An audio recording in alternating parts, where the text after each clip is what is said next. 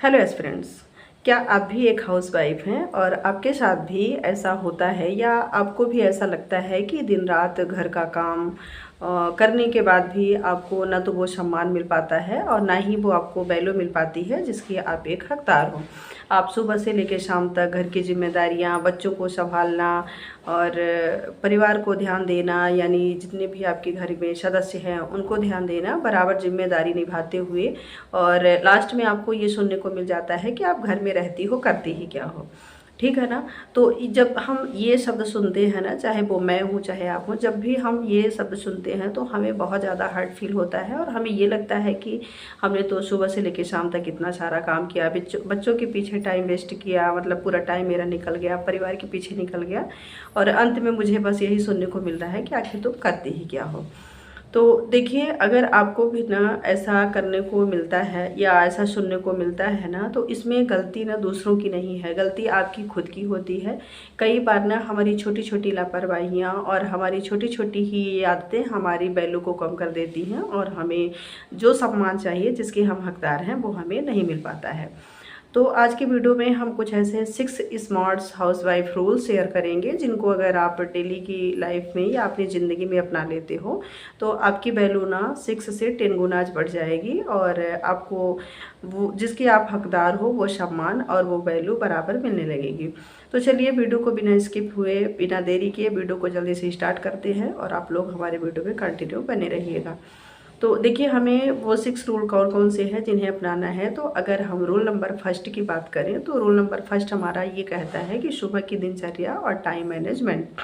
देखिए, हम क्या करते हैं कि जैसे सुबह जगे और जगने पे थोड़ा सा लेट हो गया, मुझे 6-7 बजे जगे, तो अंदर हमारे अंदर एक हड़बड़ाहट रहती है और जल्दी जल्दी काम करो, बच्चों का लंच तैयार करो, बच्चों को प्रिपेयर करो, स्कूल के लिए भेजो और जो फैमिली है उनके लिए नाश्ता बनाओ, यानी कि हमारे अंदर एक हड़बड़ाहट रहती है और हमें ये लगता है कि हमारा काम टाइम पे नहीं हो रहा है, जिसकी वजह से हमारा जो पूरा दिन है वो बिल्कुल हड़बड़ाहट के साथ निकलता है और शाम तक भी हमें ऐसे ही फील होता है। तो आपको करना क्या है कि जब भी आपके घर के सदस्य सो रहे हैं, सारा परिवार सो रहा है, तो आपको आधा घंटा 1 घंटा पहले जगना है और उनके पहले जग के आपको अच्छे से काम करना है, क्योंकि जब परिवार नहीं जगा रहेगा और उसके पहले आप 1 घंटे पहले या आधा घंटे पहले जगोगे तो आपका घर का काम भी बहुत अच्छे से हो जाएगा और उसके बाद प्रॉपर लंच प्रिपेयर करना, बच्चे को तैयार करना, जो भी घर का नाश्ता वगैरह है सब करना, वो बहुत अच्छे से हो पाएगा।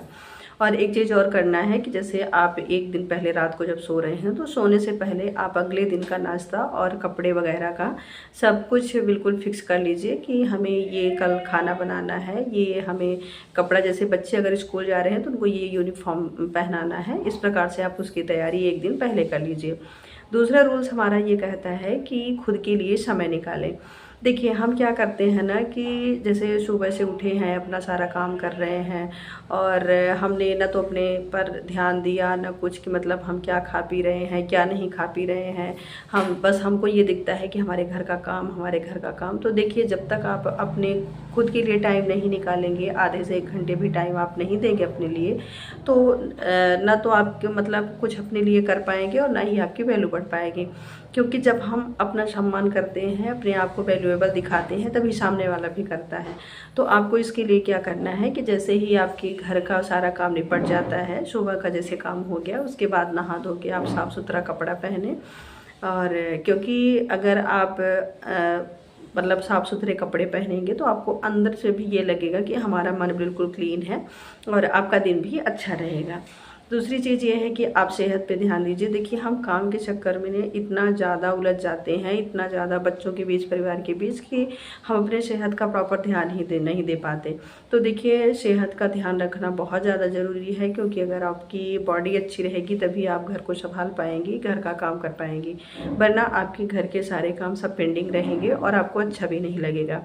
फिर तीसरी चीज़ ये है कि आपको खाना टाइम पे खाना है। देखिए, हम लोग ना काम के चक्कर में बिल्कुल भाग दौड़, थोड़ा सा खाए और उसके बाद फिर हाथ धुले अपना काम करना स्टार्ट कर दिए। तो आपको ना खाना में प्रॉपर ध्यान देना है, प्रॉपर डाइट लेना है कि हमें किस चीज़ की ज़्यादा ज़रूरत है, प्रोटीन की, वसा की, मिनरल्स की जो चीज़ें हमें चाहिए, हम यानी कि हमें पोषक तत्व चाहिए, तो हमें खाने पे बिल्कुल सेहत ध्यान रखना है। आप ना अपने खाने से बिल्कुल कंप्रोमाइज़ मत कीजिए। जितना आप टाइम काम में दे रही हैं, तो जैसे आप प्रायोरिटी काम को दे रही हैं वैसे अपने खाने को दीजिए। ये सोचिए कि हाँ, हमें खाना अच्छे से बैठ के खाना है। फिर तीसरा रूल्स हमारा आता है घर को व्यवस्थित रखना। देखिए हमारे ना घर में क्या होता है कि हम जितने भी मेंबर्स हैं, कोई सामान वहाँ रख दिया, कोई वहाँ रख दिया, यानी हमारा जो घर है पूरा अस्त व्यस्त रहता है। तो याद रखिएगा कि जिस घर में ना कोई भी सामान सिस्टमेटिक नहीं रहता है, उस घर में ना तो शांति होती, ना तो लक्ष्मी जी का आगमन होता। तो हमें क्या करना है, अपने घर को व्यवस्थित करना है। जैसे आपने जो भी सामान जहाँ से लिया, दोबारा उस सामान को उसी जगह पे रखिए और धीरे धीरे अपने परिवार के जितने भी सदस्य हैं, अगर आपके बच्चे हैं तो ये चीज़ बच्चों को भी बताएं कि आप जहाँ से ये सामान उठा रहे हो वहीं ये सामान दोबारा से रखना है। तो इस प्रकार से अपने घर को व्यवस्थित करिए ताकि आपका मन भी अच्छा रहे और पूरा घर व्यवस्थित रहता है तो हमें भी अच्छा लगता है, दूसरों को भी अच्छा लगता है। फिर चौथी चीज़ है, कभी भी सीखना बंद ना करें। देखिए आप भले एक गृहिणी हैं, लेकिन आप ये मान के ना चलिए कि मैं हाउस वाइफ हूँ तो मैं क्या ही करूँगी, मेरा काम तो सिर्फ है किचन संभालना, घर संभालना, बच्चों को संभालना, उसके बाद मेरा काम ही क्या है। तो आप ये सबसे बड़ी गलती करते हो। तो आपको ना हर चीज़ सीखना है। जैसे आप आधे घंटे, आपके पास स्मार्टफोन है, आप आधे घंटे फ़ोन में दीजिए और उसमें जैसे अगर आप पढ़ना चाहती हैं तो कोई नई नई चीज़ पढ़िए, कोई एडवर्टाइजमेंट्स देखिए, कोई नई न्यूज़ देखिए जो भी आजकल चल रही है, तो डेली का देखिए ताकि जब भी अगर आपके घर में कुछ चीज़ें हो रही हैं तो उसमें आप अपनी बातों को साझा कर सकें। तो इससे भी लोग आपकी वैल्यू बढ़ाएंगे, ये लगेगा कि चलो इसको भी इस चीज़ का नॉलेज है। फिर 5वां नंबर या हमारा 5वां रूल्स कहता है कि बजटिंग और पैसों की समझ। देखिए आपको ना जो भी आपके घर में फालतू के खर्चे हो रहे हैं उनसे आपको बचना है।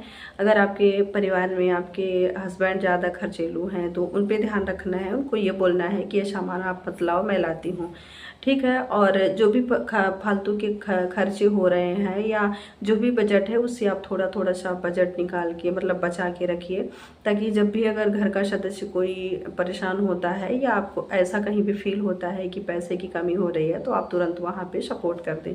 तो इससे आपको भी अच्छा लगेगा, आपके परिवार को भी अच्छा लगेगा कि चलो इसके कारण हमारी मदद हुई है। तो वहाँ भी आपका सम्मान होगा और अच्छे से वैल्यू होगी। फिर जो छठवां और मेन हमारा रोल कहता है, जो सबसे बड़ा रोल है, तो जो सबसे ज़रूरी वो चीज़ है हमारे लिए, तो वो है बोलने का सही तरीका और आत्मसम्मान। देखिए बोलने का सही तरीका यानी हम एक हाउसवाइफ हैं, हम एक गृहिणी हैं, तो हमें ऐसे मैनेज करना है हर चीज़ को कि इलाज को भी बुरा ना लगे, हस्बैंड को भी ना लगे, बच्चों को भी ना लगे, हमें खुद को भी ना लगे, पड़ोसी को भी ना लगे।